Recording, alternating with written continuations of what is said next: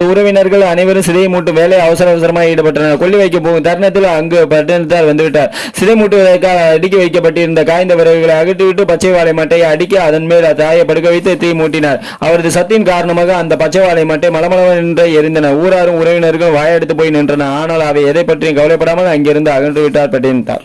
திருவொற்றியூரில் சிவலிங்கமாக மாறிய பட்டினத்தாரின் பொன்மொழிகளாக ஆடுகிற ஆட்டமும் ஓடுகிற ஓட்டமும் ஒரு நாள் ஓயும் போது கூடுகிற கூட்டம்தான் சொல்லும் நீ யார் என்பதை பட்டினத்தார் சொன்னது.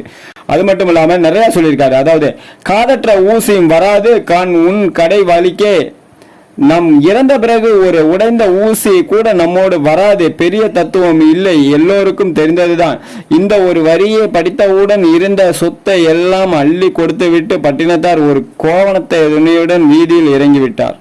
பட்டினத்தார் ஒரு புகழ்பெற்ற துறவியின் தமிழ் புலவரும் ஆவார். அவரின் பொன்மொழிகளாக ஆன்மீக வழிகாட்டுதலுக்கு வாழ்க்கை தத்துவங்களுக்கும் பெயர் பெற்றவையே. அவற்றில் சில பற்றுக பற்றற்றான் பற்றினை அப்பற்றை பற்றுக பற்று விடற்கு. இந்த பொன்மொழி பற்றுகளை விட்டு இறைவனை பற்றி கொள்ள வேண்டும் என்று அறிவுறுத்துகிறது.